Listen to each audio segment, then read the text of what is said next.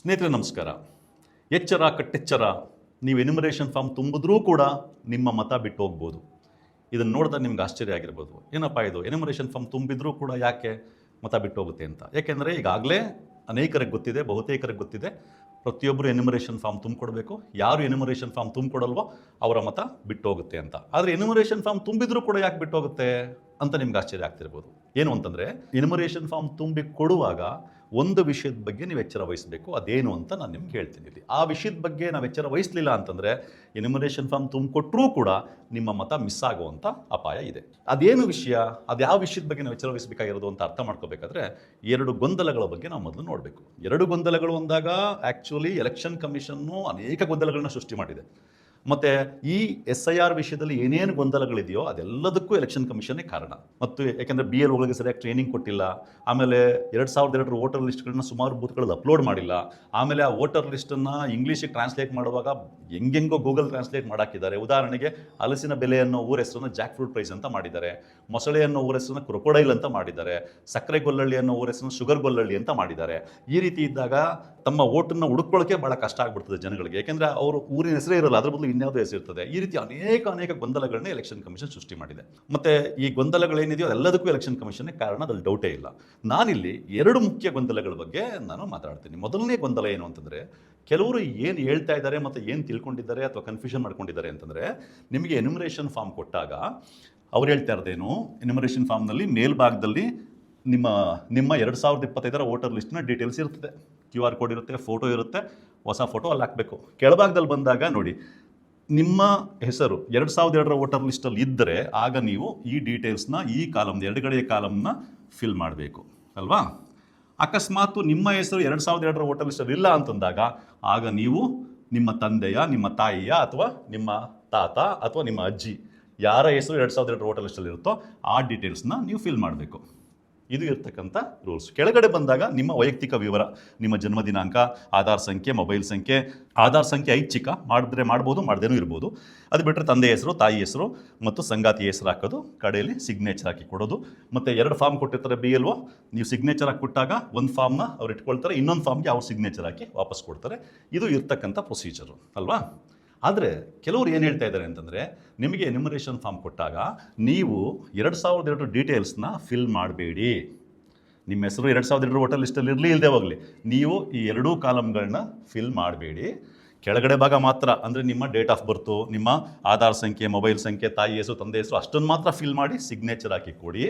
ಈ 2002 ಡೀಟೇಲ್ಸ್ ಏನಿರ್ತೀಯಲ್ಲ ಅದು BLOಗಳ ಹತ್ರ ಇರುತ್ತೆ. BLOಗಳೇ ಅದನ್ನು ಫಿಲ್ ಮಾಡಿಕೊಂಡು ಒಂದು ಕಾಪಿ ನಿಮಗೆ ಕೊಡ್ತಾರೆ, ಇನ್ನೊಂದು ಕಾಪಿ ಅವ್ರು ಇಟ್ಕೊಳ್ತಾರೆ ಅನ್ನೋ ಒಂದು ಮಾತುಗಳನ್ನ ಹೇಳ್ತಾ ಇದ್ದಾರೆ. ಇದನ್ನು ಕೇಳ್ಕೊಂಡಂಥ ಅನೇಕರಿಗೆ, ಹೌದಾ ಹಂಗಾದ್ರೆ ನಾವೇನು ಫಿಲ್ಲೇ ಮಾಡೋಂಗಿಲ್ವಾ, ನಾವು ಜಸ್ಟ್ ಕೆಳಭಾಗ ಏನೋ ನಮ್ಮ ಮೊಬೈಲ್ ಸಂಖ್ಯೆ, ಜನ್ಮ ದಿನಾಂಕ ಇಷ್ಟಾಗಿ ಕೊಟ್ಟರೆ ಸಾಕಾ ಅನ್ನೋ ಪ್ರಶ್ನೆ ಮೂಡಿದೆ. ವಾಸ್ತವ ಏನು ಅಂತಂದರೆ, ಎಲೆಕ್ಷನ್ ಕಮಿಷನ್ನು ತನ್ನ ನೋಟಿಫಿಕೇಷನ್ನಲ್ಲಿ ಎಲ್ಲಿಯೂ ಕೂಡ ಈ 2002 ಡೀಟೇಲ್ಸ್ ಇದೆಯಲ್ಲ ಅದನ್ನು BLOಗಳೇ ಫಿಲ್ ಮಾಡಬೇಕು ಅಂತ ಎಲ್ಲಿಯೂ ಹೇಳಿಲ್ಲ. ಪ್ರೊಸೀಜರ್ ಹೇಗೆ ನಡೆಯುತ್ತೆ ಅಂತಂದರೆ, BLOಗಳು ನಿಮಗೆ ಪ್ರತಿಯೊಬ್ಬರಿಗೂ 2 ಕಾಪಿ ಕೊಡ್ತಾರೆ ಎನ್ಯುಮರೇಷನ್ ಫಾರ್ಮ್ದು. 2 ಕಾಪಿ ಕೊಟ್ಟು ಎರಡನೇ ಸರಿ ಬಂದಾಗ ನೀವು ಫಿಲ್ ಮಾಡಿರ್ತಕ್ಕಂಥ ಎನ್ಯುಮರೇಷನ್ ಕಾಪಿನ ಇಸ್ಕೊಂಡು ಹೋಗ್ತಾರೆ, ಒಂದು ಕಾಪಿಗೆ ಸೈನ್ ಹಾಕಿ ವಾಪಸ್ ಕೊಡ್ತಾರೆ, ಹೌದಾ. ಆದರೆ ಎಲೆಕ್ಷನ್ ಕಮಿಷನ್ನ ನೋಟಿಫಿಕೇಷನ್ ಏನು ಹೇಳುತ್ತೆ ಅಂತಂದರೆ, ಈ BLOಗಳ ರೀತಿ ಬಂದಾಗ ಯಾವುದೇ ಮತದಾರರಿಗೆ ಅಗತ್ಯ ಇದ್ದರೆ ಎನ್ಯುಮರೇಷನ್ ಫಾರ್ಮ್ ಹೇಗೆ ಫಿಲ್ ಮಾಡೋದು ಅಂತ ಸಹಾಯ ಮಾಡಬೇಕು ಅಂತ ಹೇಳುತ್ತೆ ಹೊರತು, ಅಂದರೆ BLOಗಳು ಎನ್ಯುಮರೇಷನ್ ಫಾರ್ಮ್ ಫಿಲ್ ಮಾಡೋದಕ್ಕೆ ಗೈಡ್ ಮಾಡಬೇಕು ಅಂತ ಹೇಳುತ್ತೆ ಬಿಟ್ಟರೆ BLOಗಳೇ ಫಿಲ್ ಮಾಡಬೇಕು ಅನ್ನೋದನ್ನು ಎಲೆಕ್ಷನ್ ಕಮಿಷನ್ನು ತನ್ನ ಯಾವ ನೋಟಿಫಿಕೇಷನ್ನಲ್ಲೂ ಹೇಳಿಲ್ಲ. ಇದು ಇರ್ತಕ್ಕಂಥ ವಾಸ್ತವ. ಹಾಗಾಗಿ ಕೆಲವ್ರು ಏನು ತಿಳ್ಕೊಂಡಿದ್ದಾರೆ, ಕೆಲವ್ರು ಏನು ಪ್ರಚಾರ ಮಾಡ್ತಾ ಇದ್ದಾರೆ, ನೀವು 2002 ಡೀಟೇಲ್ಸ್ನ ಫಿಲ್ ಮಾಡೋಂಗೇ ಇಲ್ಲ, ಕೆಳಭಾಗ ಮಾತ್ರ ಫಿಲ್ ಮಾಡಿ ಸೈನ್ ಹಾಕಿ BLO ಕೊಟ್ಬಿಡಿ, BLO ಹತ್ರ ಎಲ್ಲ ಡೀಟೇಲ್ಸ್ ಇರುತ್ತೆ, ಅವರೇ ಅದನ್ನು ಫಿಲ್ ಮಾಡ್ಕೋತಾರೆ ಅಂತ ಹೇಳ್ತಾ ಇದ್ದಾರಲ್ಲ, ಅದು ಕಂಪ್ಲೀಟ್ಲಿ ರಾಂಗು. ಮತ್ತು ಈ ರೀತಿ ಮಾಡೋದು ಹೇಗೆ ನಿಮ್ಮ ಓಟನ್ನು ಕಿತ್ಕೊಂಡು ಹೋಗುತ್ತೆ, ಹೇಗೆ ಎನ್ಯುಮರೇಷನ್ ಫಿಲ್ ಮಾಡಿದರೂ ಕೂಡ ನಿಮ್ಮ ಓಟನ್ನು ಕಳೆದುಕೊಳ್ಳುವ ಅಪಾಯ ಇದೆ ಅನ್ನೋದನ್ನು ನಾನು ಕಡೆಯಲ್ಲಿ ಹೇಳ್ತೀನಿ. ಇನ್ನೊಂದು ಗೊಂದಲ ಏನು ಅಂತಂದರೆ, ಕೆಳಗಡೆ ಒಂದು ಲೈನ್ ಇದೆ ನೋಡಿ, BLOರವರ ವಾಗ್ದಾನ, ಹಿಂದಿನ ವಿಶೇಷ ಸಮಗ್ರ ಪರಿಷ್ಕರಣೆಯ ಮತದಾರರ ಪಟ್ಟಿಯಿಂದ ಮೇಲ್ಕಂಡ ವಿವರಗಳನ್ನು ನಾನು ಪರಿಶೀಲಿಸಿದ್ದೇನೆ ಅಂತಿದೆ. ಅದರ ಅರ್ಥ ಏನು ಅಂತಂದರೆ, ನೀವು ಮೇಲ್ಗಡೆ ಕಾಲಮಲ್ಲಿ ನಿಮ್ಮ ಹೆಸರಿದ್ರೆ 2002 ಮತಪಟ್ಟಿಯಲ್ಲಿ ನಿಮ್ಮ ವಿವರ ತುಂಬಿರ್ತೀರಾ, ನಿಮ್ದಿಲ್ಲ ಅಂತಂದರೆ ನಿಮ್ಮ ತಂದೆ ತಾಯಿದು ಅಥವಾ ತಾತ ಅಜ್ಜಿಯದು ಪಕ್ಕದಲ್ಲಿ ತುಂಬಿರ್ತೀರ, ಬಲಭಾಗದಲ್ಲಿ ತುಂಬಿರ್ತೀರ. ನೀವು ತುಂಬಿರ್ತಕ್ಕಂಥ ವಿವರಗಳನ್ನ BLO ಪರಿಶೀಲಿಸಿದ್ದೇನೆ ಅಂತ ವಾಗ್ದಾನ ಮಾಡಿದ್ದಾರೆ. ಅವರು ವಾಗ್ದಾನ ಮಾಡಿರೋದ್ರಿಂದ ಅದರಲ್ಲೇನೇ ತಪ್ಪಾದರೂ ಕೂಡ BLO ಜವಾಬ್ದಾರಿ ಆಗ್ತಾರೆ ಹೊರತು ನಿಮಗೇನು ತೊಂದರೆ ಆಗಲ್ಲ ಅನ್ನೋ ಮಾತುಗಳನ್ನ ಕೆಲವರು ಹೇಳ್ತಾ ಇದ್ದಾರೆ. ಆ್ಯಕ್ಚುಲಿ ಏನು ಅಂತಂದರೆ, ಅಕಸ್ಮಾತ್ ಇಲ್ಲೇನೋ ತಪ್ಪಾದರೆ BLO ಏನು ಜವಾಬ್ದಾರಿ ಆಗಲ್ಲ, ನೀವು ವೋಟರ್ಸು ಆಮೇಲೆ ಅಲ್ದಾಡಬೇಕಾಗ್ತದೆ. ನಿಮ್ಮ ವೋಟನ್ನ ಪುನಃ ಪ್ರತಿಷ್ಠಾಪಿಸ್ಕೊಳ್ಳೋಕ್ಕೋಸ್ಕರ ದಾಖಲೆ ಕೊಟ್ಕೊಂಡು ವಿಚಾರಣೆಗೆಲ್ಲ ಅಲ್ದಾಡಬೇಕಾಗ್ತದೆ ಇಲ್ಲಿ ತಪ್ಪಿದ್ದಾರೆ. ಮತ್ತು ಇನ್ನೂ ಒಂದು ವಿಷಯ ಗಮನಿಸಿ, ಇದನ್ನು ಹೇಳುವಂಥವ್ರು ಈ ಪಾಯಿಂಟ್ ಹೇಳಲ್ಲ, ಮೇಲ್ಗಡೆ ಬನ್ನಿ ಮತದಾರರಿಗೆ ಹೇಳುವಂಥದ್ದು. ಈ ಅರ್ಜಿಗೆ ಸಂಬಂಧಿಸಿದಂತೆ ಮೇಲ್ಕಂಡ ಹೇಳಿಕೆ ಅಥವಾ ಘೋಷಣೆಯಲ್ಲಿ ತಪ್ಪು ಮಾಹಿತಿಯನ್ನು ನೀಡುವುದು ಅಥವಾ ಅದು ತಪ್ಪು ಎಂದು ತಿಳಿದಿದ್ದರೂ ನಂಬಿದ್ದರೂ ಅಥವಾ ಸತ್ಯವೆಂದು ನಂಬದಿದ್ದರೂ ಅಂತ ಹೇಳಿಕೆ ನೀಡುವುದು ಪ್ರಜಾಪ್ರತಿನಿಧಿ ಕಾಯ್ದೆ 1950ರ ಕಲಂ 31ರ ಅಡಿಯಲ್ಲಿ 1 ವರ್ಷದವರೆಗೆ ಶಿಕ್ಷೆ ಅಥವಾ ದಂಡ ಅಥವಾ ಎರಡನ್ನೂ ವಿಧಿಸಬಹುದಾದ ಅಪರಾಧವೆಂದು ನನಗೆ ತಿಳಿದಿದೆ ಅಂತ ಹೇಳ್ಕೊಂಡು ಮತದಾರ ಸಿಗ್ನೇಚರ್ ಹಾಕಬೇಕು. ಅಂದರೆ ಇಲ್ಲಿ ನೀವು ಕೊಟ್ಟಿರ್ತಕ್ಕಂಥ ಡೀಟೇಲ್ಸು ಏನಾದರೂ ತಪ್ಪಾಗಿದ್ದರೆ ಅದು ಪನಿಷಬಲ್, ಶಿಕ್ಷಾರ್ಹ. ಅದು ಯಾರಿಗೆ? ಮತದಾರನಿಗೆ. ಹಾಗಾಗಿ ನೀವು BLOಗಳಿಗೆ ಇದೇನು ತುಂಬದೆ ಕೊಟ್ಬಿಟ್ಟು ಅವ್ರ ಮೇಲೆ ಡಿಪೆಂಡ್ ಆಗಿದ್ರೆ ಅಕಸ್ಮಾತ್ ಅದು ತಪ್ಪಾದರೆ BLOಗೆ ಏನು ಶಿಕ್ಷೆ ಆಗೇ ಆಗುತ್ತೆ ಅಂತಿಲ್ಲ, ಆದರೆ ಮತದಾರರಿಗೆ ಶಿಕ್ಷೆ ಆಗೋ ಚಾನ್ಸ್ ಇದೆ. ಇದನ್ನು ನೀವು ಅರ್ಥ ಮಾಡ್ಕೋಬೇಕು, ಆಯಿತಾ? ಇವೆರಡು. ಈಗ ನಾನು ಏನಕ್ಕೆ BLOಗಳಿಗೆ ಇದನ್ನು ಖಾಲಿ ಕೊಟ್ಬಿಟ್ಟು ತುಂಬೋದ್ರಿಂದ ಅಪಾಯ ಆಗಬಹುದು ಅದ್ರ ಬಗ್ಗೆ ಎಚ್ಚರ ಇರಿ. ನೀವು ಈಗಿದ್ದಾಗ ಆ ಥರ ಅಪಾಯ ಆದರೆ ಎನ್ಯುಮರೇಷನ್ ಫಾರ್ಮ್ ತುಂಬಿದ್ರೂ ಕೂಡ ನೀವು ಓಟ್ ಬಿಟ್ಟು ಹೋಗ್ಬೋದು ಅಂತ ಯಾಕೆ ಹೇಳ್ತಾ ಇದ್ದೀನಿ ಅಂದರೆ, ಪ್ರೊಸೀಜರ್ ಯಾವ ಥರ ನಡೆಯುತ್ತೆ ಅಂತಂದರೆ, ಈಗ ನೋಡಿ BLOಗಳು ನಿಮಗೆ ಎನ್ಯುಮರೇಷನ್ ಫಾರ್ಮ್ ಕೊಡ್ತಾರೆ. ನೀವು ಇಲ್ಲಿ ತುಂಬಿ ಕೊಟ್ಟಿರ್ತೀರ ನಿಮ್ಮ ವಿವರಗಳನ್ನ. 2002 ವೋಟರ್ ಲಿಸ್ಟಲ್ಲಿ ನಿಮ್ಮ ಹೆಸರಿದ್ರೆ ನಿಮ್ಮ ವಿವರ ತುಂಬಿ ಕೊಟ್ಟಿರ್ತೀರಾ, ಅಥವಾ ನಿಮ್ಮ ಹೆಸರಿಲ್ಲ ಅಂತಂದರೆ ಈ ಕಡೆ ರೈಟ್ ಸೈಡ್ನಲ್ಲಿ ತಂದೆದೋ ತಾಯಿದೋ ತಾತಂದೋ ಅಜ್ಜಿದೋ ಯಾರ ಹೆಸರಿರುತ್ತೆ ಅವ್ರ ವಿವರ ತುಂಬ ಕೊಟ್ಟಿರ್ತೀರ. ಓಕೆ, ನೀವು ಕೊಟ್ಟ ಮೇಲೆ ಈ BLO ಏನು ಮಾಡ್ತಾರೆ ಅಂತಂದರೆ, ಇಲ್ಲಿ QR ಕೋಡ್ ಇದೆ ನೋಡಿ. ಈ QR ಕೋಡ್ನ ಅವರ BLO ಆ್ಯಪ್ ಒಂದಿರುತ್ತೆ, ಆ ಆ್ಯಪ್ ಮೂಲಕ ಈ QR ಕೋಡ್ನ ಸ್ಕ್ಯಾನ್ ಮಾಡ್ತಾರೆ ಅವರು. ಈ QR ಕೋಡಲ್ಲಿ ಏನಿರ್ತದೆ ಸ್ಕ್ಯಾನ್ ಮಾಡಿದಾಗ, ನಿಮ್ಮ 2025ರ ಮತಪಟ್ಟಿಯ ಮಾಹಿತಿ ಮತ್ತು BLO ಮ್ಯಾಪಿಂಗ್ ಮಾಡಿಕೊಂಡಿರುವ ನಿಮ್ಮ 2002ರ ಮತಪಟ್ಟಿಯ ಮಾಹಿತಿಯೂ ಇರುತ್ತೆ. ಕಳೆದ 2-3 ತಿಂಗಳ ಹಿಂದಿನಿಂದ BLOಗಳು ಆನ್ಲೈನ್ನಲ್ಲಿ 2025ರ ಮತಪಟ್ಟಿ ನಿಮ್ಮ ಬೂತದು ಮತ್ತು 2002ರ ಮತಪಟ್ಟಿ ಎರಡನ್ನೂ ಇಟ್ಕೊಂಡು 2025ರ ಮತಪಟ್ಟಿಲಿ ಯಾರ್ಯಾರು ಹೆಸರಿದೆಯೋ ಅವರ ಹೆಸರುಗಳು 2002ರ ಮತಪಟ್ಟಿಲೂ ಇದ್ದಾರೆ, ಅಥವಾ ಅವರ ತಂದೆ ತಾಯಿಯರ ಹೆಸರು ಅದೇ ಬೂತ್ನಲ್ಲಿ 2002ರ ಮತಪಟ್ಟಿಲೂ ಇದ್ದರೆ ಅದನ್ನೇನು ಮಾಡಿದ್ದಾರೆ, ಮ್ಯಾಪಿಂಗ್ ಮಾಡ್ಕೊಂಡಿದ್ದಾರೆ ಅವರ ಅನುಕೂಲಕ್ಕೋಸ್ಕರ. ಅದು ಫೈನಲ್ ಮ್ಯಾಪಿಂಗ್ ಅಲ್ಲ. ಆ ಏನು ಮ್ಯಾಪಿಂಗ್ ಮಾಡ್ಕೊಂಡಿರ್ತಾರೋ ಅದು ಇಲ್ಲಿ ಇರುತ್ತೆ. ಹಾಗಾಗಿ BLOಗಳು ಈ QR ಕೋಡ್ನ ಸ್ಕ್ಯಾನ್ ಮಾಡಿದಾಗ, ಅವರ ಮೊಬೈಲ್ ಆ್ಯಪನ್ನು ಬಳಸಿ ಸ್ಕ್ಯಾನ್ ಮಾಡಿದಾಗ ನಿಮ್ಮ 2002ರ ಮತಪಟ್ಟಿಯಲ್ಲಿಯ ವಿವರಗಳು ಅಲ್ಲಿ ಓಪನ್ ಆಗ್ತವೆ. ಆ ವಿವರಗಳು ಯಾವುವು? BLOಗಳೇ ಅಲ್ಲಿ ಫೀಡ್ ಮಾಡಿರ್ತಕ್ಕಂಥ ವಿವರಗಳು ಮ್ಯಾಪಿಂಗ್ ಮಾಡುವಾಗ. ಈ ವಿವರಗಳು ಅಂದರೆ ಏನು? ನಿಮ್ಮ ಹೆಸರು ಇರ್ತದೆ, booth number, serial number, constituency, assembly constituency number ಈ ಥರ ಇರ್ತದೆ. ಸೊ BLO ಏನು ಮಾಡಬೇಕು, ಈ ರೀತಿ ಓಪನ್ ಮಾಡಿಕೊಂಡು ನೀವು ತುಂಬಿಕೊಟ್ಟಿರ್ತೀರಲ್ಲ ವಿವರಗಳನ್ನ, ಇದೇ ಥರ ಅಲ್ಲಿದೆಯಾ ನೋಡ್ತಾರೆ BLO. ಎರಡೂ ಸೇಮ್ ಇದ್ದರೆ ಆಗೇನು ಮಾಡ್ತಾರೆ, ಸರಿ ಇದೆ ಅಂತ ಹೇಳ್ಬಿಟ್ಟು ಇದನ್ನು ಅಪ್ಲೋಡ್ ಮಾಡ್ತಾರೆ. ಅಪ್ಲೋಡ್ ಮಾಡಿದಾಗ ಆ್ಯಕ್ಚುಯಲ್ ಮ್ಯಾಪಿಂಗ್, ಫೈನಲ್ ಮ್ಯಾಪಿಂಗ್ ಆಗುತ್ತೆ. ಆಮೇಲೆ ನಿಮ್ಮ ಹೆಸರು ಡ್ರಾಫ್ಟ್ ವೋಟರ್ ಲಿಸ್ಟಲ್ಲಿ ಬರುತ್ತೆ. ಇದು ಇರ್ತಕ್ಕಂಥ ಪ್ರೊಸೀಜರು. ಅಕಸ್ಮಾತು ಈಗ BLO QR ಕೋಡ್ ಓಪನ್ ಮಾಡಿದ್ರು, ಸ್ಕ್ಯಾನ್ ಮಾಡಿದಾಗ ನಿಮ್ಮ ವಿವರಗಳು ಕಾಣಿಸ್ತದೆ. ಇಲ್ಲಿ ನೀವು ತುಂಬಿಕೊಟ್ಟಿದ್ದೀರಾ, ಇಲ್ಲೂ ತುಂಬಿಕೊಟ್ಟಿದ್ದೀರಾ.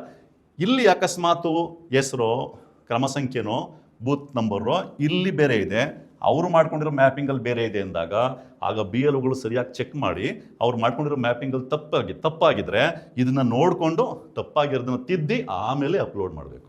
ಅಕಸ್ಮಾತು ನೀವು ಕೊಟ್ಟಿರೋದೇ ಬೇರೆ, ಅಲ್ಲಿರೋದೇ ಬೇರೆ ಆಗಿಬಿಟ್ಟಿದ್ದಾಗ ಹಾಗೆ ಅಪ್ಲೋಡ್ ಮಾಡಿದ್ರೆ ಆಗ ನಿಮಗೆ ಪ್ರಾಬ್ಲಮ್ ಆಗುತ್ತೆ. ವೋಟರ್ ಲಿಸ್ಟಲ್ಲಿ ಹೆಸರು ಬರದೇ ಇರ್ಬೋದು, ಬಂದರೂ ಕೂಡ ನಿಮಗೆ ನೋಟಿಸ್ ಬರ್ಬೋದು. ಈ ಪ್ರಾಬ್ಲಮ್ ಆಗುತ್ತೆ. ಇಲ್ಲಿ ಯಾಕೆ ಈ ಪ್ರಾಬ್ಲಮ್ ಆಗೋ ಚಾನ್ಸ್ ಇದೆ ಅಂತಂದರೆ, ನೀವು BLOಗಳಿಗೆ ಖಾಲಿ ಕೊಟ್ಬಿಡ್ತೀರಾ ಅಂದ್ಕೊಳ್ಳಿ. ಯಾರು ಕೆಲವರು ಹೇಳ್ತಾ ಇದ್ದಾರಲ್ಲ, ಇಲ್ಲೇನು ತುಂಬಲೇಬೇಡಿ, ಖಾಲಿ ಕೊಟ್ಬಿಡಿ, BLOಗಳೇ ತುಂಬಿಕೊಳ್ತಾರೆ, ಅವ್ರ ಹತ್ರ ಎಲ್ಲ ಡೀಟೇಲ್ಸ್ ಇದೆ ಅಂತ. ಅವ್ರ ಹತ್ರ ಇರ್ತಕ್ಕಂಥ 2002ರ ಡೀಟೇಲ್ಸ್ ಯಾವುದು ಅಂತಂದರೆ, ಅವರು ಕೂತ್ಕೊಂಡು ಮ್ಯಾಪಿಂಗ್ ಮಾಡ್ಕೊಂಡಿರ್ತಕ್ಕಂಥದ್ದು ಆನ್ಲೈನಲ್ಲಿ. ಆದರೆ ಆ ರೀತಿ ಮ್ಯಾಪಿಂಗ್ ಮಾಡ್ಕೊಂಡಿರ್ತಕ್ಕಂಥದ್ರಲ್ಲಿ ಅನೇಕ ಪ್ರಾಬ್ಲಮ್ಸ್ ಇದೆ. ಏನು ಪ್ರಾಬ್ಲಮ್ಸ್ ಅದು? ಮೊದಲನೇದಾಗಿ, ಯಾವುದೇ ಬೂತಲ್ಲಿ 1000ರಿಂದ 1200 ಮ್ಯಾಕ್ಸಿಮಮ್ ವೋಟರ್ಸ್ ಇರ್ತಾರಲ್ವಾ. 2025ರ ಪಟ್ಟಿನಲ್ಲಿ 1000 ವೋಟರ್ಸ್ ಇರ್ತಾರೆ ಅಂತ ಅನ್ಕೊಳ್ಳಿ ಒಂದು ಬೂತಲ್ಲಿ. ಅದನ್ನ ಇಟ್ಕೊಳ್ತಾರೆ BLO, ಅದೇ ಬೂತದು 2002ರ ವೋಟರ್ ಲಿಸ್ಟು ಇಟ್ಕೊಳ್ತಾರೆ.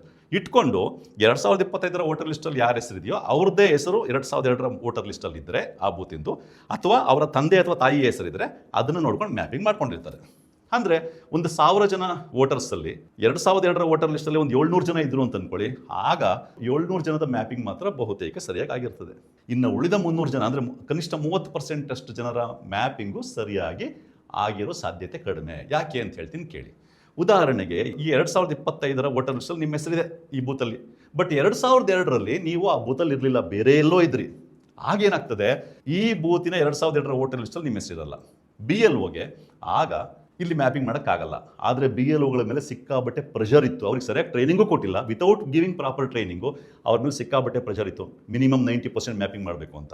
ಅಂಥ ಸಂದರ್ಭದಲ್ಲಿ BLOಗಳು ಏನು ಮಾಡಿಬಿಟ್ಟಿದ್ದಾರೆ ಅಂತಂದರೆ, ಸಿಮಿಲರ್ ಕಾಣಿಸುವಂಥ ಇನ್ಯಾರ ಜೊತೆ ಮ್ಯಾಪಿಂಗ್ ಮಾಡಿದ್ದಾರೆ. ಅದರಲ್ಲೂ ಮುಖ್ಯವಾಗಿ ಮಹಿಳೆಯರ ವಿಷಯ. ಈಗ ನಿಮ್ಮ ಬೂತಲ್ಲಿ ಇರ್ತಕ್ಕಂಥ ಮಹಿಳೆಯರು ಬೇರೆಯವರಿಂದ ಮದುವೆಯಾಗಿ ಬಂದಿರ್ತಾರೆ. 2002ರಲ್ಲಿ ಅವ್ರ ಹೆಸರು ಬೇರೆ ಯಾವುದೋ ಬೂತಲ್ಲಿ ಇರ್ತದೆ, ಅವ್ರ ತವರ್ಮನೇಲಿ ಇರ್ತದೆ. BLOಗೆ ಅವ್ರ ಹೆಸರು ಎಲ್ಲಿರುತ್ತೆ ಅಂತ ಗೊತ್ತಿಲ್ಲ, ಯಾಕೆಂದರೆ BLO ಹತ್ರ ಇರೋದು ಈ ಬೂತಿನ ಮತಪಟ್ಟಿ ಮಾತ್ರ. ಹಾಗೇನು ಮಾಡ್ಬಿಟ್ಟು ಅಂಥ ಸಂದರ್ಭದಲ್ಲಿ ಏನು ಮಾಡಿದ್ದಾರೆ BLOಗಳು, ಆ ಮಹಿಳೆಯರ ಹೆಸರನ್ನ ಅವರ ಮಾವಂದಿರ ಜೊತೆಗೆ ಮ್ಯಾಪಿಂಗ್ ಮಾಡಿಬಿಟ್ಟಿದ್ದಾರೆ. ಅದು ಕಂಪ್ಲೀಟ್ಲಿ ರಾಂಗ್ ಮ್ಯಾಪಿಂಗ್. ಅದೇ ರೀತಿ 2002ರಲ್ಲಿ ನೀವೆಲ್ಲೋ ಬೇರೆ ಕಡೆ ಇರ್ತೀರಿ, ಅನೇಕ ಮಂದಿ ಬೇರೆ ಕಡೆ ಇರ್ತಾರೆ. ಎಲ್ಲಿರ್ತಾರೆ ಅಂತ ಗೊತ್ತಿರಲ್ಲ BLOಗೆ, ಯಾಕೆಂದರೆ ಅವ್ರ ಹತ್ರ ಇರೋ ಆನ್ಲೈನ್ ಲಿಸ್ಟಲ್ಲಿ 2002 ಈ ಬೂತಿನ ಪಟ್ಟಿ ಮಾತ್ರ ಇರ್ತದೆ. ಅಲ್ಲಿ ನಿಮ್ಮ ಹೆಸರಿಲ್ಲ, ಬೇರೆ ಎಲ್ಲೋ ಇರ್ತೀರಿ. ಆಗ ನಿಮ್ಮ ಹೆಸರನ್ನು ತಗೊಂಡು ಇನ್ಯಾರ ಜೊತೆ ಮ್ಯಾಪಿಂಗ್ ಮಾಡಿರ್ತಾರೆ. ಅದು ಕೂಡ ರಾಂಗ್ ಮ್ಯಾಪಿಂಗ್ ಆಗಿರ್ತದೆ. ಮತ್ತು BLO ಹೊಸಬರಾಗಿದ್ದರೆ, ಅಂದರೆ BLOಗಳು 10 ವರ್ಷದಿಂದ 15 ವರ್ಷದಿಂದ ಅಲ್ಲೇ ಇದ್ದರೂ ಕೂಡ ಪ್ರತಿ ವೋಟರ್ ಅವ್ರಿಗೆ ಗೊತ್ತಿರಬೇಕು ಅಂತೇನಿಲ್ಲ. ಇನ್ನು BLAಗಳಿಗೆ ಗೊತ್ತಿರ್ತದೆ, ರಾಜಕೀಯ ಕಾರ್ಯಕರ್ತರಿಗೆ ಗೊತ್ತಿರ್ತದೆ, BLOಗಳು ಗೊತ್ತಿರಬೇಕು ಅಂತೇನಿಲ್ಲ. ಅದರಲ್ಲೂ ಅಕಸ್ಮಾತ್ BLOಗಳು ನಿಮ್ಮ ಬೂತಿಗೆ ಬಂದು 2 ವರ್ಷನೋ 3 ವರ್ಷನೋ ಆಗಿದ್ದರೆ ಅಥವಾ ಸಿಟಿ ಏರಿಯಾ ಆಗಿದ್ದರೆ ಅವ್ರಿಗೆ ಸುಮಾರು ಜನಕ್ಕೆ ಗೊತ್ತಿರಲ್ಲ. ಆಗೇನಾಗ್ಬೋದು ಸಾಧ್ಯತೆ? ಉದಾಹರಣೆಗೆ ಯಾರೋ ಒಬ್ಬರು ವೆಂಕಟೇಶ್ ಅಂತ ವೋಟರ್ ಇದ್ದಾರೆ, ವೆಂಕಟೇಶ್ ಸನ್ ಆಫ್ ನಾಗರಾಜು ಅಂತ. ಇವರು ವೆಂಕಟೇಶ್ನ ನಾಗರಾಜು ಜೊತೆ ಮ್ಯಾಪಿಂಗ್ ಮಾಡಬೇಕು. ಬೈ ಚಾನ್ಸ್ ಆ ಬೂತಲ್ಲಿ ನಾಗರಾಜು ಅನ್ನೋರು ಇನ್ನೂ 5-6 ಜನ ಇದ್ದರೆ ಇವರು ವೆಂಕಟೇಶ್ನ ತಗೊಂಡೋಗಿ ಇನ್ಯಾರೋ ನಾಗರಾಜು ಜೊತೆ ಮ್ಯಾಪಿಂಗ್ ಮಾಡಿರೋ ಚಾನ್ಸು ಇರ್ತದೆ. ಈ ರೀತಿ ಮ್ಯಾಪಿಂಗ್ನಲ್ಲಿ ಅನೇಕ ತಪ್ಪುಗಳಾಗಿದೆ. ಮತ್ತು ಇವರು ತಪ್ಪು ಮಾಡಲಿಕ್ಕೆ ಇನ್ನೂ ಕೆಲವು ಕಾರಣಗಳೇನು ಅಂತಂದರೆ, ಎಲೆಕ್ಷನ್ ಕಮಿಷನ್ನು ಸ್ಪೆಲ್ಲಿಂಗ್ ಮಿಸ್ಟೇಕ್ಗಳನ್ನ ಮಾಡಿದೆ ತನ್ನ ವೆಬ್ಸೈಟಲ್ಲಿ, ಆನ್ಲೈನಲ್ಲಿ ಇದು ಮಾಡುವಾಗ. ಮತ್ತು ಅನೇಕ ಬೂತ್ಗಳು ಸರಿಯಾಗಿ ಅಪ್ಲೋಡೇ ಮಾಡಿಲ್ಲ ಈಗಲೂ ಕೂಡ. ಇವೆಲ್ಲ ಇರೋದನ್ನು ಸೇರಿಕೊಂಡು ಪ್ರತಿ ಬೂತಲ್ಲಿ, ಕೆಲವು ಬೂತ್ಗಳಲ್ಲಂತೂ 30 to 40% ರಾಂಗ್ ಮ್ಯಾಪಿಂಗ್ ಆಗಿದೆ. ಕೆಲವು ಕಡೆ ಒಂದು 20% ರಾಂಗ್ ಮ್ಯಾಪಿಂಗ್ ಆಗಿದೆ. ಈ ರಾಂಗ್ ಮ್ಯಾಪಿಂಗ್ ಅದಕ್ಕೆ ಏನಾಗುತ್ತೆ, ಉದಾಹರಣೆಗೆ ನೀವು ಖಾಲಿ ಕೊಟ್ಬಿಡ್ತೀರಾ. 2002ರ ವೋಟರ್ ಲಿಸ್ಟ್ ಏನಿರ್ತದೆ ಇದನ್ನೇನು ತುಂಬದೆ BLOಗಳೇ ತುಂಬಿಕೊಳ್ಳಿ ಅಂತ ಖಾಲಿ ಕೊಡ್ತೀರಾ. BLO ಹತ್ರ ಏನಿದೆ ಡೀಟೇಲ್ಸು, ಅವ್ರ QR ಕೋಡಲ್ಲಿದೆ ನಿಮ್ದು 2000 ಡೀಟೇಲ್ಸು. ಆದರೆ ಅವ್ರು ರಾಂಗ್ ಮ್ಯಾಪಿಂಗ್ ಮಾಡಿದ್ದಾರೆ. ಆಗೇನಾಗ್ತದೆ, ಉದಾಹರಣೆಗೆ ಯಾರೋ ಮಹಿಳೆಗೆ ಅವ್ರ ಮಾವನ ಜೊತೆ ಮ್ಯಾಪಿಂಗ್ ಮಾಡಿಬಿಟ್ಟಿದ್ದಾರೆ. ಅವ್ರ QR ಕೋಡ್ ಸ್ಕ್ಯಾನ್ ಮಾಡಿ ಓಪನ್ ಮಾಡಿದಾಗ ಆ ಮಹಿಳೆಯ ಮಾವನ ಡೀಟೇಲ್ಸ್ ಬರ್ತದೆ, ಅದನ್ನು ತುಂಬ್ತಾರೆ. ನೀವು ಆಗಲೇ ಏನಾಗಿ ಕೊಟ್ಬಿಟ್ಟಿದ್ದೀರಾ, ಅದನ್ನು ತುಂಬಿದಾಗ ಮತ್ತು ಅದನ್ನು ತುಂಬಿಬಿಟ್ಟು ಇರೋದನ್ನೇ ಅಪ್ಡೇಟ್ ಮಾಡ್ತಾರೆ, ಅಪ್ಲೋಡ್ ಮಾಡ್ತಾರೆ. ಆಗ ಅದು ರಾಂಗ್ ಮ್ಯಾಪಿಂಗ್ ಆಗುತ್ತೆ, ನಿಮ್ಮ ಹೆಸರು ವೋಟರ್ ಲಿಸ್ಟಲ್ಲಿ ಬರಲ್ಲ. ಅದೇ ರೀತಿ ಯಾರ್ದೋ ಮಗ ಇನ್ಯಾರ್ದೋ ಯಾರೋ ತಂದೆ ಅವ್ರಿಗೆ ಮ್ಯಾಪಿಂಗ್ ಮಾಡಿದ್ದಾಗ ಅಲ್ಲೇನಿರುತ್ತೆ ಅದನ್ನೇ ಫಿಲ್ ಮಾಡಿದ್ರೆ BLO, ಆಗೇನಾಗುತ್ತೆ, ಆಗಲೂ ರಾಂಗ್ ಮ್ಯಾಪಿಂಗ್ ಆಗುತ್ತೆ, ನಿಮ್ಮ ಹೆಸರು ವೋಟರ್ ಲಿಸ್ಟಲ್ಲಿ ಬರಲ್ಲ. ಹಾಗಾಗಿ BLOಗಳಿಗೆ ನೀವು ಇದೆರಡನ್ನೂ ತುಂಬದೆ ಖಾಲಿ ಕೊಟ್ಬಿಟ್ರೆ, ನೀವೇ ತುಂಬಿ ಅಂತ ಕೊಟ್ಬಿಟ್ರೆ ಅಲ್ಲೇನಿರುತ್ತೋ ಅದನ್ನ ತುಂಬ್ತಾರೆ. ನೀವು ಮೊದಲೇ ಸೈನಾಗಿ ಕೊಟ್ಬಿಟ್ಟಿರ್ತೀರಾ. ಫೈನಲಿ ಏನಾಗುತ್ತೆ, BLOಗಳಿಗಿಂತ ನೀವು ಕಂಪ್ಲೀಟ್ ಜವಾಬ್ದಾರಿ ಆಗ್ತೀರಾ ಇದಕ್ಕೆ. ಯಾಕೆಂದರೆ ನೀವು ಎಲ್ಲ ಪರಿಶೀಲಿಸಿ ಸೈನ್ ಕೊಟ್ಟಿದ್ದೀನಿ ಅಂತ ಸೈನ್ ಹಾಕಿರ್ತೀರಾ. ಆದರೆ ಅಲ್ಲಿ ಎಂಟರ್ ಮಾಡಿರೋದು ಮಹಿಳೆ ವಿಷಯಕ್ಕೆ ಬಂದರೆ ಅವ್ರ ಮಾವನ ಡೀಟೇಲ್ಸ್ ಎಂಟರ್ ಮಾಡಿರ್ತಾರೆ, ಕಂಪ್ಲೀಟ್ಲಿ ರಾಂಗು. ಬಟ್ ನೀವೇ ಸೈನ್ ಕೊಟ್ಬಿಟ್ಟಿರ್ತೀರ. ಹಾಗಿರೋದ್ರಿಂದ ಈ ವಿಷಯದ ಬಗ್ಗೆ ಅತ್ಯಂತ ಎಚ್ಚರದಿಂದಿರಬೇಕು. ಏನು ಅಂತಂದರೆ, BLOಗಳಿಗೆ ಖಾಲಿ ಕೊಟ್ಬಿಟ್ಟು ನೀವೇ ತುಂಬಿಕೊಳ್ಳಿ ಅಂತ ಹೇಳೋದಲ್ಲ. ಫಸ್ಟ್ ಆಫ್ ಆಲ್ BLOಗಳಿಗೆ ಅದನ್ನು ಮಾಡೋಕ್ಕೆ ಪುರ್ಸೊತ್ತು ಇರಲ್ಲ. ಎಲ್ಲೋ ಕೆಲವರು ಮಾಡ್ಬೋದು ಅಷ್ಟೇ. BLOಗಳಿಗೆ ಹೇಳಿರ್ತಕ್ಕಂಥದ್ದು ಕೂಡ ಸಹಾಯ ಮಾಡಿ ಅಂತ. ನೀವೇನು ಮಾಡ್ಬೋದು, BLOಗಳ ಹತ್ರ ಸಹಾಯ ಪಡ್ಕೋಬೋದು. ಅಥವಾ ಅವರೇ ತುಂಬಿದ್ರು ನಿಮ್ಮ ಎದುರುಗಡೆ ತುಂಬಿಸಿ ಕರೆಕ್ಟಾಗಿ ನೀವು ನೋಡ್ಕೋಬೇಕು, ಏನು ಕರೆಕ್ಟಾಗಿದೆಯಾ, ತಂದೆ ಹೆಸರು ಕರೆಕ್ಟಾಗಿದೆಯಾ, ತಂದೆ ತಾಯಿ ಅಥವಾ ತಾತಾಜಿಗೆ ಮ್ಯಾಪಿಂಗ್ ಆಗಿದೆಯಾ, ನೀವು ಕರೆಕ್ಟಾಗಿ ನೋಡ್ಕೋಬೇಕು. ನೋಡಿಕೊಂಡು ಆಮೇಲೆ ಸಿಗ್ನೇಚರ್ ಹಾಕಿ ಕೊಡಬೇಕು. ಅದೇ ರೀತಿ BLAಗಳ ಸಹಾಯ ನೀವು ತಗೋಬೋದು. ಈ ವಿಷಯಕ್ಕೆ BLAಗಳ ಸಹಾಯ ಮಾಡಬೇಕು ಅಂತ ಎಲೆಕ್ಷನ್ ಕಮಿಷನ್ ಕ್ಲಿಯರಾಗಿ ಹೇಳ್ಬಿಟ್ಟಿದೆ.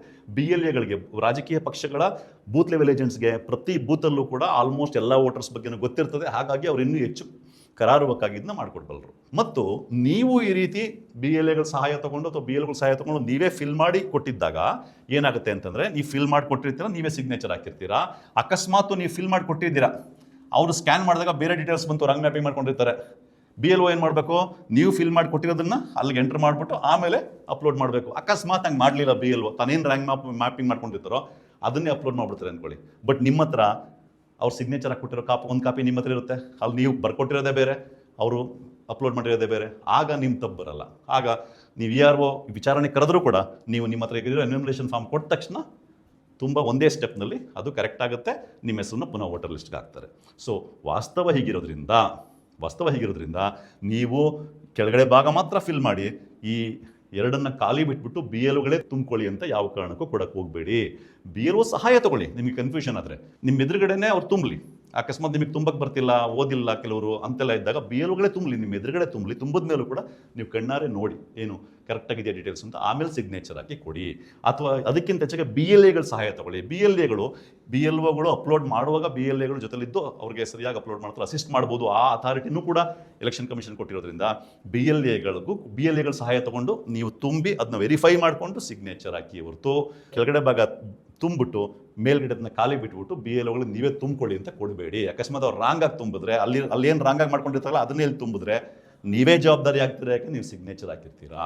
ಸೊ ಹಾಗಾಗಿ ನೀವು ಎನ್ಯುಮರೇಷನ್ ಫಾರ್ಮ್ ತುಂಬಿದ್ರೂ ಕೂಡ ಬೈ ಚಾನ್ಸ್ ನಿಮಗೆ ಸರಿಯಾದ ಡೀಟೇಲ್ಸ್ ಗೊತ್ತಿದ್ರೂ ಕೂಡ ನೀವು ಈ ಮಿಸ್ಟೇಕನ್ನು ಮಾಡಿ ಕಂಪ್ಲೀಟ್ ಬಿ ಎಲ್ ಒಗಳಿಗೆ ಕೊಟ್ಬಿಟ್ಟು ಅವರೇನಾದರೂ, ಯಾಕೆಂದರೆ ಎಲ್ಲ ಮೆಜಾರಿಟಿ ಬಿ ಎಲ್ ಒಗಳ ಕೇಸ್ನಲ್ಲಿ ರಾಂಗ್ ಮ್ಯಾಪಿಂಗ್ ಆಗಿದೆ. ರಾಂಗ್ ಮ್ಯಾಪಿಂಗು ಒಂದು 10% 20% ಆದರೂ ಆಗಿದೆ. ಅದು ಬಿ ಎಲ್ ಒಗಳು ತಪ್ಪಲ್ಲ, ಅವ್ರ ಮೇಲೆ ಪ್ರೆಜರ್ ಹಾಕಿದ್ದು ಮತ್ತೆ ಸರಿಯಾಗಿ ಟ್ರೈನಿಂಗ್ ಕೊಡದೇ ಇರೋದು ಎಲೆಕ್ಷನ್ ಕಮಿಷನ್ದು ತಪ್ಪು. ಎಲೆಕ್ಷನ್ ಕಮಿಷನ್ ತಪ್ಪಿಂದ ಬಿ ಎಲ್ ಒಗಳು ಪಾಪ ಒದಾಡ್ತಾ ಇದ್ದಾರೆ ಇವತ್ತು. ಸೊ ಅವರೇ ಹಂಗಾಗಿ ರಾಂಗ್ ಆಗಿರ್ತದೆ, ಅದನ್ನೇ ಅವ್ರಿಗೆ ಎಂಟ್ರ್ ಮಾಡಿ ಇದು ಮಾಡಿದ್ರೆ ತೊಂದರೆಗೆ ಸಿಗಾಕೊಳ್ಳೋರು ನೀವಾಗಿರೋದ್ರಿಂದ ಈ ವಿಷಯದಲ್ಲಿ ಎಚ್ಚರದಿಂದಿರಿ. ಏನು ಇದನ್ನು ಖಾಲಿ ಬಿಟ್ಟು ಬಿ ಎಲ್ ಒ ಕೊಟ್ಬಿಡ್ಬೇಡಿ. ಬಿ ಎಲ್ ಒ ಸಹಾಯ ತೊಗೊಂಡು ಫಿಲ್ ಮಾಡಿ, ಒಂದು ಕರೆಕ್ಟಾಗಿ ಫಿಲ್ ಮಾಡಿರೋ ಒಂದು ಕಾಪಿ ಹೆಂಗಿದ್ರು ನಿಮ್ಮ ಹತ್ರ ಇರ್ತದೆ. ಅದು ಆದಮೇಲೂ ಬಿ ಎಲ್ ಒ ತಪ್ಪು ಮಾಡಿದರೆ ಆಗ ನಿಮ್ಮ ತಪ್ಪು ಅಂತ ಏನು ಬರಲ್ಲ, ವಿಚಾರಣೆ ಕರೆದಾಗ ಇ ಆರ್ ಒಗೆ ನಿಮ್ಮ ಹತ್ರ ರೆಸಿಪ್ಟ್ನ ಕೊಟ್ಟರೆ ಇಮಿಡಿಯೇಟಾಗಿ ಸರಿ ಮಾಡ್ತಾರೆ. ಸೊ ಹಾಗಾಗಿ ಎನ್ಯುಮರೇಷನ್ ಫಾರ್ಮ್ ತುಂಬಿದ್ರೂ ಕೂಡ ಈ ವಿಷಯದಲ್ಲಿ ನೀವು ಎಚ್ಚರ ವಹಿಸಲಿಲ್ಲ ಅಂತಂದರೆ ನಿಮ್ಮ ಹೆಸರು ಬಿಟ್ಟೋಗೋ ಅಪಾಯ ಇದೆ. ಹಾಗಾಗಿ ಈ ವಿಷಯದಲ್ಲಿ ನೀವು ಎಚ್ಚರ ವಹಿಸಿ ನಿಮ್ಮ ಓಟನ್ನು ಕಾಪಾಡಿಕೊಳ್ಳಿ. ಯಾಕೆಂದರೆ ನಿಮ್ಮ ಓಟನ್ನು ನೀವೇ ಒದ್ದಾಡಿ ಉಳಿಸ್ಕೋಬೇಕಾದಂಥ ಪರಿಸ್ಥಿತಿ ಎಲೆಕ್ಷನ್ ಕಮಿಷನ್ನು ಮತ್ತು BJP ತಂದಿಟ್ಟಿದೆ. ಇದರಲ್ಲಿ BJPನೇ ಇದ್ರ ಹಿಂದೆನೇ ಇರೋದು ಅಂತ ನಮ್ಗೆ ಯಾವುದೇ ಡೌಟ್ ಇಲ್ಲ. ಅದಕ್ಕೆ ಅನೇಕ ಸಾಕ್ಷಿಗಳಿದೆ. ಇನ್ನು ಈ ಮತದಾರರು ಅವ್ರು ಮಾಡಿರೋ ತಪ್ಪಿಂದ, ಎಲೆಕ್ಷನ್ ಕಮಿಷನ್ ವೆಬ್ಸೈಟಲ್ಲಿ ಆಗಿರೋ ತಪ್ಪುಗಳಿಂದ ನೀವು ಇಲ್ಲೇನೋ ರಾಂಗಾಗಿ ತುಂಬಿದ್ರೆ ನೀವು 1 ವರ್ಷ ಜೈಲು ಹೋಗ್ಬೋದು ಅಂತ ಹೇಳ್ತಾರೆ. ಅಂದರೆ ಸಾಮಾನ್ಯ ಮತದಾರನಿಗೆ ಎಲೆಕ್ಷನ್ ಕಮಿಷನ್ ವೆಬ್ಸೈಟಲ್ಲಿ ಇರೋ ತಪ್ಪಿದ್ರೂ ಅದನ್ನು ಅಲ್ಲಿ ಹಾಕಿ ಈ ಥರ ಮಾಡಿದ್ರೆ ಜೈಲು ಶಿಕ್ಷೆ ಅಂತ ಹೇಳುತ್ತೆ. ಬಟ್ ಎಲೆಕ್ಷನ್ ಕಮಿಷನರಿಗೆ ಮಾತ್ರ ಇಷ್ಟೆಲ್ಲ ಗೊಂದಲ ಸೃಷ್ಟಿ ಮಾಡಿರೋ ಎಲೆಕ್ಷನ್ ಕಮಿಷನರಿಗೆ ಮಾತ್ರ ಬದುಕಿರೋ ತಿಂಗಳು ಅವ್ರ ಮೇಲೆ ತನಿಖೆ ಮಾಡೋಂಗಿಲ್ಲ ಅಂತ BJP ರೂಲ್ಸ್ ಮಾಡಿದೆ ಸೆಂಟ್ರಲ್ ಗೌರ್ಮೆಂಟಲ್ಲಿ. ಅದಕ್ಕೆ ಹೇಳಿದ್ರು ಇದಕ್ಕೆಲ್ಲ ಕಾರಣ BJP ಮತ್ತು ಎಲೆಕ್ಷನ್ ಕಮಿಷನ್ ಅಂತ. ಏನೇ ಆಗಿದ್ರು ನಮ್ಮ ಓಟ್ ನಾವೇ ಉಳಿಸ್ಕೋಬೇಕು. ಹಾಗಾಗಿ ಈ ಎಚ್ಚರ ನಿಮಗಿರಲಿ. ನಮಸ್ಕಾರ. ಮತ್ತಷ್ಟು ವಿಶೇಷ ವಿಡಿಯೋಗಳನ್ನು ನೋಡಲು ಮತ್ತು ಹೊಸ ವಿಡಿಯೋಗಳ ಬಗ್ಗೆ ತಿಳಿಯಲು eDina.com ಯೂಟ್ಯೂಬ್ ಚಾನೆಲ್ ಸಬ್ಸ್ಕ್ರೈಬ್ ಮಾಡಿ ಮತ್ತು ಬೆಲ್ ಐಕಾನ್ ಕ್ಲಿಕ್ ಮಾಡಿ.